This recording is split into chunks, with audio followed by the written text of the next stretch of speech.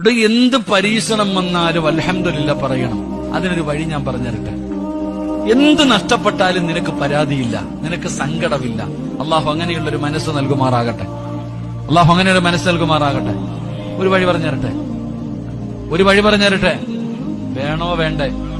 വിശക്കുന്നവൻ ആഹാരം കൊടുത്തിട്ടേ കാര്യമുള്ളൂ, വയറ് നിറഞ്ഞിരിക്കുന്നവന് കൊടുത്തിട്ട് കാര്യമില്ല. ഞാൻ പറയുന്ന ഒരു ഹദീസ് നിങ്ങൾ മനസ്സിൽ എഴുതി പോയി.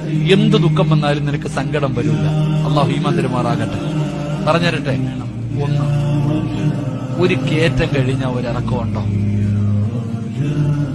പറഞ്ഞ കൈമാരെ ഉണ്ടോ ഇല്ലേ? ഒരു കയറ്റം കഴിഞ്ഞാൽ ഒരിറക്കമുണ്ടോ? ഉണ്ടോ? ഒരു ദുഃഖം കഴിഞ്ഞാൽ ഒരു സന്തോഷം ഉണ്ടോ? ഉണ്ടോ?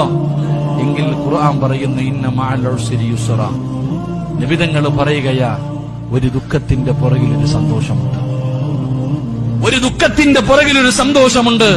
ഈ സദസ്സിലിരിക്കുന്ന ഏതെങ്കിലും ഒരു മുസ്ലിം ഒരു പ്രയാസം അനുഭവിക്കുന്നുണ്ടെങ്കിൽ നീ എഴുതി വെച്ചോ, നിനക്കൊരു നല്ലത് വരാൻ പോകുന്നു. നിനക്കെന്തോ നല്ലത് വരാൻ പോകുന്നു. ആ നല്ലത് വരാൻ പോകുന്നതിന്റെ അടയാളമാണ് ഈ ദുഃഖമെന്ന് ആദര